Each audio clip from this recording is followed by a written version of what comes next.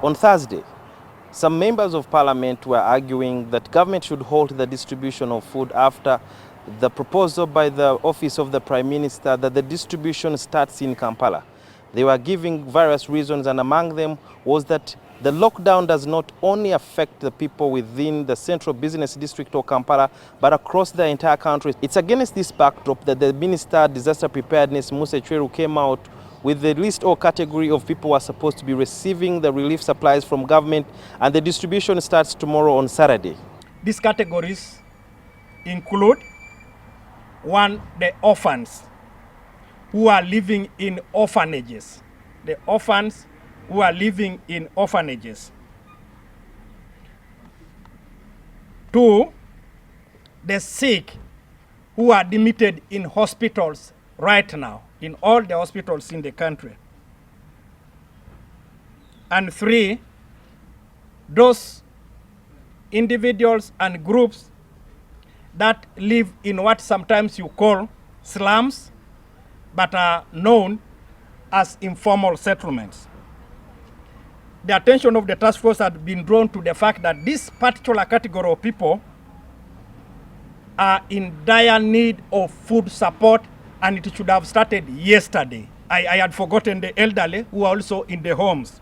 Ecweru further explained that the distribution of food is going to start within Bwaise, Kampala, and then Wachiso, plus other parts of the country where there are people that were listed among the vulnerable that are supposed to be receiving the food or the relief supplies from the office of the Prime Minister. While we'll be test running it in Bwaise, the vehicles and the lorries will also be taking it to the hospitals across the country, so that the sick and their caregivers who now don't have access to their homes and support from their respective relatives are cushioned by the government. The minister said the distribution of food is going to be done by the police, the UPDF, and some members of Red Cross Society, and all these will be led by the LC1 chairpersons of the different communities and villages, and it will be done door to door in order to avoid people from gathering, something that might propel the spread of COVID-19. They will be reached in their respective homes. The LC1 chairpersons and his or her committee that are of the targeted areas have already been identified, and they have been briefed accordingly, and they are going ahead doing the preparation, just waiting for the intervention tomorrow. Sometimes it's very hard to weigh the food as you distribute it.